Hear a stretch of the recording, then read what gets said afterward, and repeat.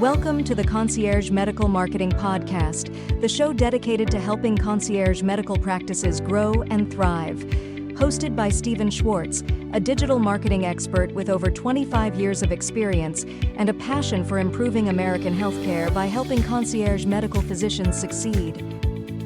Here's Schwartz. Hello and welcome to the Concierge Medical Marketing Podcast. I'm your host, Steve Schwartz, and it's my pleasure to have you along today. Today, my guest is Jeff Earlywine, and Jeff and I have known each other for quite a few years. His background is in growing businesses, consulting businesses, and dealing with the finances of business to help them succeed. And furthermore, his specialty is in the medical arena. So, Jeff, again, we've known each other for a long time. Welcome to the podcast. Well, thank you, Steve. It's good to be here. Look forward to sharing some things with you and your listeners, and hopefully be able to help some people. Wonderful. I appreciate that so much. I know you're a huge race car, NASCAR fan, and what you told me before is that you've got 5 different items that we're going to focus on today to help concierge medical practices move forward and truly succeed in the future on 5 different areas. Is that what you're ready to talk about? I'm going to shoot for 4. Don't want to overload anybody, but if we get to the 5th one, we have time, great. If not, they can download the notes and be able to get a kind of a bonus of that 5th one. All right. Sounds good. So helping moving concierge medical practices forward into a bright and positive future for growth and success. Let's go ahead and get started, Jeff. What do you got for us today? I've got a question first, and that is, to every concierge medical practice owner that's listening here, do you really want to develop your concierge medical practice into a successful business? And the easy answer is, well, sure, absolutely. Well, do you really want that? Because sometimes it takes a lot of commitment. It takes some change. It takes willingness to do all these things. So I want to give you 4 or 5 things today, but let me just start out by saying, yeah, I love stock car racing. You see behind me, I've got a few things on the wall there. This last year, back in June, Father's Day weekend, I went up and at the Daytona International Speedway and drove Bubba Wallace's stock car on the International Speedway in Daytona for several laps. And I do love the idea of, 40 drivers going 200 miles an hour, inches apart. That's exciting to me. And they've come a long way from being a bunch of moonshiners out in the hills of North Carolina trying to get away from cops to a multi-billion-dollar industry and company. So what I've done, Steve, is I've looked at racing from a business point of view, that people can take these ideas and be able to use them directly, like today, in their business. It's not like it's esoteric and they'll just write this stuff down and go, yeah, I'll use that someday. They can take this and use it. So let me just give you a few ideas. From what I'm going to do is I'm going to share with you kind of from a race car driver's point of view and then a business owner's point of view. So I'll do that on each one. The first one is mental preparation. Now, in a driver's mind, the race starts long before that guy or that woman gets in the car. And the team's got to be mentally prepared. That driver's got to be mentally prepared to do whatever it takes to endure whatever's going to happen during that race. Because some of these races are 4 or 5 hours long, several laps long, several miles. They've got to have that mental preparation. And one thing I would say is one piece of that, probably biggest piece of that is you got to win. Refusing to lose is got to be the slogan. Losing is not an option. So, right. In order for everybody that's listening to me to win and overcome the challenges that they're going to face, they got to be mentally prepared. So let me just talk a little bit about doing this in the business world and a concierge medical practice. The first thing is preparing and planning the day before. Now you might think, well, that's pretty basic, Jeff. Well, thanks a lot. Not many people do. They don't prepare. They don't plan the day before, the week before, the month before, the year before. They just kind of wing it. So what I would say is prepare every day to work more on your business more on your concierge medical practice than just in it. Now, if you're like a lot of the doctors I work with, you're the doctor and you're the guy that cleans the toilets and sweeps the floor and does the payroll and all these things and pays the bill, and you're working in it, but you've got to be prepared to work on it. The next thing I would say is expect the best, but be prepared for the worst.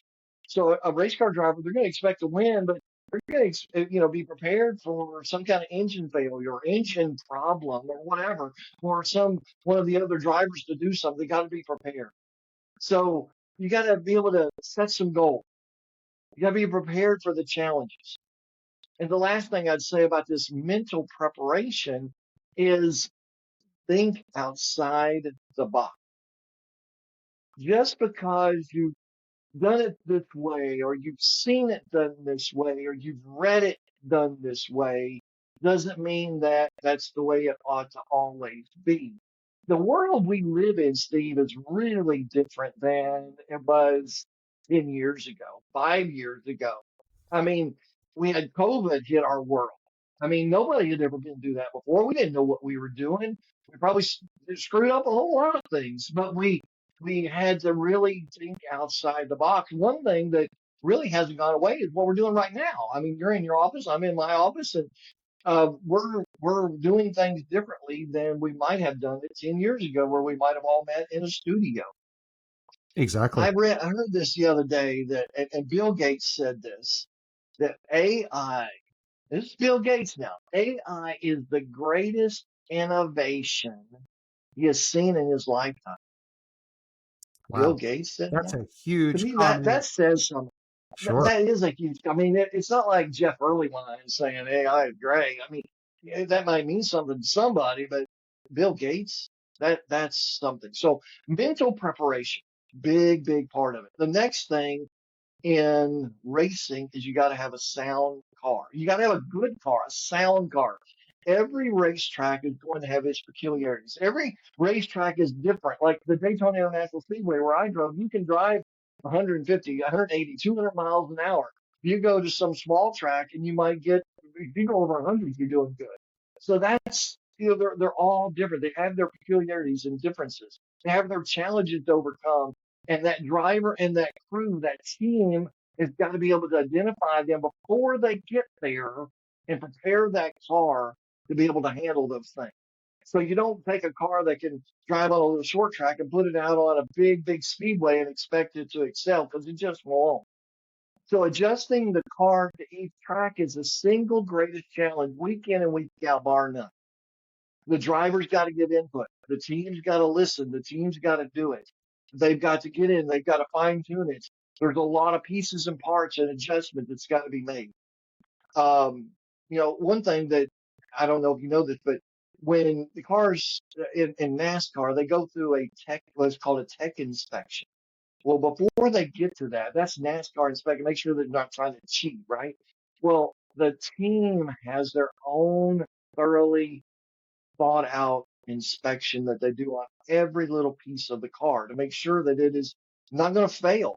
Because sometimes the weakest link that is the cheapest link, and it fails, and they're out of the race. So by the time the green flag drops on race day, everybody's won, the car is sound, and they're ready to go. As I said earlier, we live in a world that's really different now. Treating patients, in perspective, it's the same. You listen to them, you analyze, prescribe, follow up. I don't mean to minimize that, but that's kind of what a doctor does. But how you go about doing it now, how you go about growing that practice, that's really different these days. The marketing part, the running of the business, the hiring of employees, the listening part's really the same, but how you might go about some of those other pieces of the puzzle, really different. Well, And the medical business, technology keeps racing forward as well, not just keeping track of, patient data through your EMR system, but the different tests and machines and technologies keeps racing forward. No pun intended. well, that's exactly right. And the car in this case is that concierge medical practice. every part, every function, every employee, every experience of the patient. It's got to be scrutinized. It's got to be looked at. And the better that doctor or that owner sticks to those priorities and those goals, the more successful that concierge medical practice is going to be. That may all sound real simple, but I tell you, you get going in your day and you go from patient to patient to patient and stress to stress to stress or challenge to challenge. It's like, well, I'll be glad when this day's over, and you forget those things. If priorities are what keeps us heading in the right direction, then our plans are the equipment that's got to be analyzed. So we have our priorities. We know what we want to do. We got to plan it. And the old saying is, if you fail to plan, then you plan to fail. So we've got to have some plans. We've got to look at every piece and part. I tell people when I'm coaching them, we micromanage the business. And after all, a concierge medical practice, it's a business. And micromanaging's got this negative connotation. I don't mean it that way. We look at every little part from the time they pull on the parking lot to the time that they get back in their car and leave that parking lot, or the time that they're surfing on the internet trying to find that doctor or that concierge medical practice. What's it going to be like? And you micromanage each part of that. So we've talked about two: mental preparation, sound car. Let's talk about a couple of more at least. One is track position. Track position is the key to winning a race. You can start in the back of the field, but if you don't finish first, you didn't win. And the secret to establishing track position really comes down to risk. Now, the crew is going to keep the driver posted on what the car can do, what it's doing, maybe what the competition's doing. But a lot of it comes down to the driver's instinct. And it's really difficult, Steve, to drive on a speedway where you're trying to pass people. The cars are set up the same within reason. The talent of the driver's the same. It's tough to pass them. It's tough to win that way. So there's a few things that need to kind of all fall in place. One is timing for the track position, the timing of what happens around that driver, around that car, knowledge of the track, but risk. And, it's been said that it is not what you know, but it's who you know that counts. Well, that may be true in all facets of any business, concierge medical practice or whatever. But if you're not at the right place at the right time, it doesn't matter. So the question is, how can you be in the right place to capitalize on the opportunity? Well, you've got to take some risks. What type of risks do you feel that concierge medical practice physicians and owner operators take on or need to consider on a regular basis? Well, that's a great question. What I've done is I'm just kind of a organizational process kind of guy, and I've alliterated this. So risk, R-I.S.K. So the first one is research and calculate all actions and then act, take action.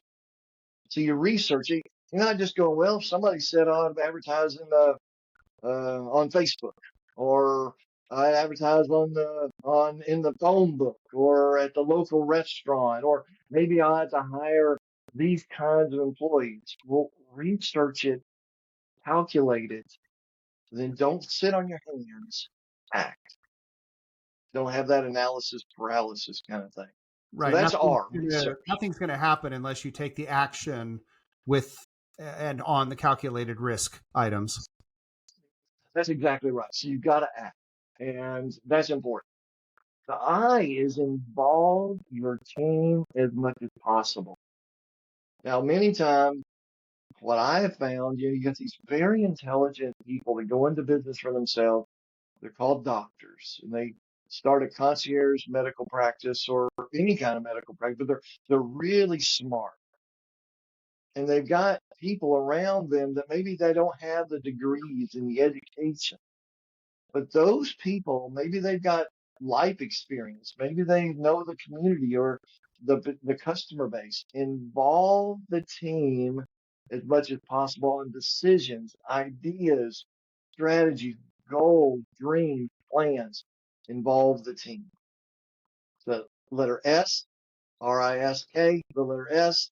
Strength comes from experience, and experience comes from mistakes. Listen, I have a PhD. It's in the School of Hard Knocks. Ah, I've made so many mistakes. I wish I could have learned from them all, I guess. But I've learned from a lot of them. And that's where education comes. That's where experience comes from, is making those mistakes, learn from them, and move on from them. So you wanted to do an initiative, you tried it, it didn't work, maybe it bombed. I've had that happen. But you just say, you know what? Okay, it didn't work. It's an experience. We're going to move on. It's like Thomas Edison and the light bulb. I think he tried 1,000 things, and people are like, well, you failed 1,000 times. No, I didn't fail 1,000 times. I just got closer to the success. right. What was the old phrase? Experience is when you do it yourself and maybe mess up, and wisdom is when you learn from other people's experiences. Well, yes. Yeah, absolutely. And I'd like to think that's kind of my mantra because I read a lot. I've tried to learn from other business people to do things a different way and not let them make the mistakes. And then I can learn from that I've made my share of my own as well. Sure. So R-I-S-K. So the K is keep your goals in clear view. Now I've got a process I call people through on how to do this. You know, business owners come to me all the time. They want to engage the staff. They want to accomplish new things. They want to increase their bottom line, all those things. Well, if you keep your goals in clear view, you're more than likely going to hit them, especially if those goals are not just in clear view, but they're being updated on a regular basis to see how close you're getting. And that's really, really important. So that's the track position piece, and it takes risk.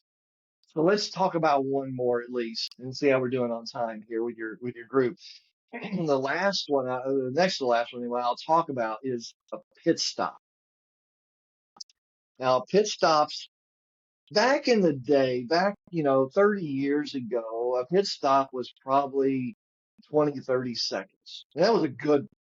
You come in, you pull the car in on pit road, they take off four wheels, they put four new ones on, they clean the windshield, and they put 20 gallons of gas in it. And they do all that in, say, 30 seconds back, 20, 30 years ago. And that was really good. Now, if you take more than 15 seconds, you're toast. Most of them take between 10 and 15 to do all of that. It's poetry in motion. I love to watch Amazing. it. I know I'm a little weird, but that's pretty amazing. But if you think about it, you might have a pit stop, like 4 or 5 of them in a race, and that they had 4 of them, and it was all 15 seconds. That's a minute, but that's one of the most important minutes of the race because if you mess up, let's put it this way, it's a lot easier to make time up and pass people on the track, but it's really easy to pass them on pit road because they're stopped. So if they're taking 20 seconds to do a pit stop and you're taking 15, you just increased your lead by 5 seconds over them. Sure. So a pit stop in a concierge medical practice, really it's retooling and making sure what you offer is exactly what your target market, those patients, what they need, what they're wanting. So you really got to retool it, and you got to take a pit stop to pull back and look at it. So another is to have an extremely successful concierge medical practice, a business. Your pit stops have got to be intentional, planned out, and effective. So when a car comes down pit road, they know, okay, we're going to put 4 tires on. We're going to put 20 gallons of gas in. We're going to clean the windshield. We're going to make an adjustment, or maybe just 2 or 3 of those things. But it's intentional, it's planned out, and it's extremely effective. And how does that work for a concierge medical physician? What does a pit stop look like? Well, there could be a lot of pieces to it, but I'll give you two. One is a weekly staff meeting. You pull the staff in, you have a meeting. What I do when I coach people is usually I say, have a 12-minute stand-up staff meeting. It's 12 minutes. Staff are there. They dial in, come in, whatever. They stand up. They don't sit down and get all comfortable. And it's really a meeting. So you don't go, hey, nobody's here. Come here, guys. Let's talk. Nope. It's a real called meeting. The next thing I would say is, as that concierge medical practice owner, take time to get away. Look at the numbers. Look at the goals and the progress being made. Take time to dream and know if you're going the right direction, the direction that you ultimately want to go. Look, I've worked with medical people. I've worked with 150 probably people that have owned some type of medical practice. And almost every one of them that I've met, I can't think of one right now, not one, that really got out of school and said, I just want to make $1 million and, go off to a deserted island somewhere and live. Their goals and dreams was to be able to help. Sure. But they knew they've got to have some mechanism to do that. And concierge medical practice is a great way. So as that owner, that practice owner pulls back and gets away, whether it's a weekend or a whole week with the family or whatever it is, but they get away to dream. I find that extremely powerful. So in other Extremely words, powerful. either with the leadership of the company or the spouse and kids, you get away for a hotel for a weekend or a week, somewhere away that you can literally just focus on thinking about and planning about the business and the goals and which direction and way you want to go with this thing outside of the office, right? Clear your head. Yeah, absolutely. I'll tell you one of the best ones I've ever done. I had it was a pharmacy owner, and he pulled one of his key pharmacists in, and me, and the three of us.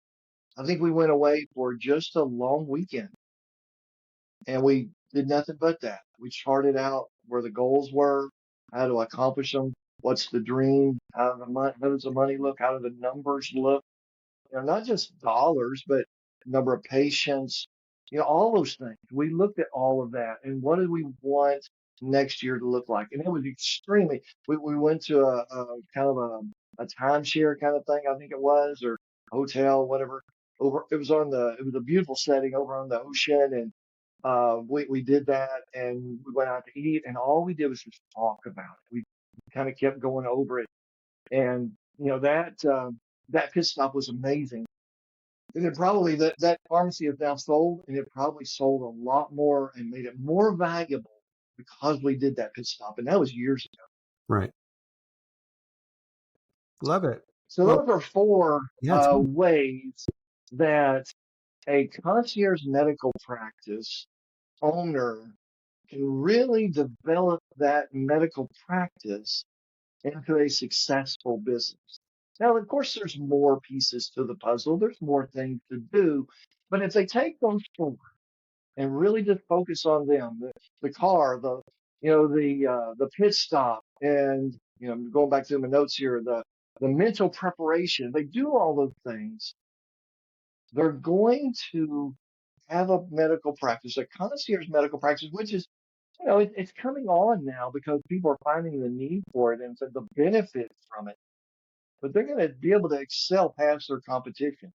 They're going to be able to excel past their goals and dreams very easily because they took the time to really look at this from kind of a racing point of view. excellent. This has been so interesting and so much fun. As we've been talking, I've been, seeing in my mind's eye the cars racing around the track and stopping for pit stops and changing tires and all that speed and adrenaline really helped me pull these the vision together for our concierge medical physicians and their businesses to help them succeed. We literally have like a minute or two left, Jeff. Is there any final thoughts you'd like to share? probably go back to this. I said it early on, and the question is, do you really want a successful concierge medical practice? Right. And if you do, one of the things I went over was it was track position. You got to end the race in first place. You got to outdo your competition. You got to be willing to take the risk. And if you do, and you're in first place, it doesn't mean that everybody, well, maybe some people want a pat on the back, but really the way I would look at it is that medical practice is going to hit the goals and dreams of that owner, going to help a lot of patients where they might never be helped and Right. make a difference in the community. Love it. Jeff, thank you so much for taking the time to share these thoughts with our listeners. It's really been a lot of fun. If someone listening to this podcast would like to speak with you personally, perhaps consider engaging you to help them with their business finances, goals, planning, whatnot, are you available for that type of phone call? Absolutely. So what I would say there is my phone number directly at my office is 772-226-0723. If you didn't write that down, I'll give it to you again. You can grab a pen, 772-226-0723, or go to purposeplanprofit.com, purposeplanprofit.com. There's a lot of free materials there that'll help their business, but they can sign up for a free strategy section, no strings attached. We'll jump on a Zoom or a phone call and talk over that practice and see what I can do to help. Wonderful. Thank you so much for being willing to share your time and your expertise with the folks who are listening to this podcast.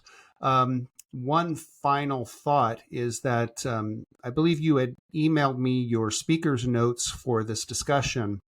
What I'm going to do is take those notes and save them on our webpage at conciergemd.marketing, so that anyone who's listening to this who may want these speaker notes can come to the website, come to this podcast, click the button and download your speaker notes so they can keep a copy of it and use that within their practice to help them grow and succeed. Well, and there's one more that I didn't get to in our podcast today that's in those notes. So there's a little bonus there. A bonus. Okay. So whatever that bonus is, people have to go download the notes to take a look at what that is. Speaking of business marketing to help a concierge medical practice grow and thrive, that's what Concierge Medical Marketing is all about. That's my company. And we are offering a free book called The Definitive Guide to Winning with Digital Marketing for Concierge Medical Practices. The book is absolutely free and available for instant download through our website, conciergemd.marketing. And of course, anyone listening to this podcast is welcome to call me if they'd ever like to have a discussion to talk about their digital marketing to help them grow their concierge medical practice to $1 million or to achieve their next $1 million in gross revenue. My phone number is 772-304-2420, 772-304-2420. Jeff Earlywine, thank you so much for taking the time to be on our podcast today. It's been great knowing you all these years, and I'm just grateful for you and sharing your expertise with our listeners today. Well, Steve, thanks for having me. My pleasure. Have a great day. Thank you. Bye. Thank you for tuning in to the Concierge Medical Marketing Podcast. Please subscribe and leave a review wherever you listen to podcasts, and stay connected with us on social media. To speak with Stephen Schwartz about growing your concierge medical practice, give him a call at 772-304-2420 or visit our website at conciergemd.marketing. We will see you next time.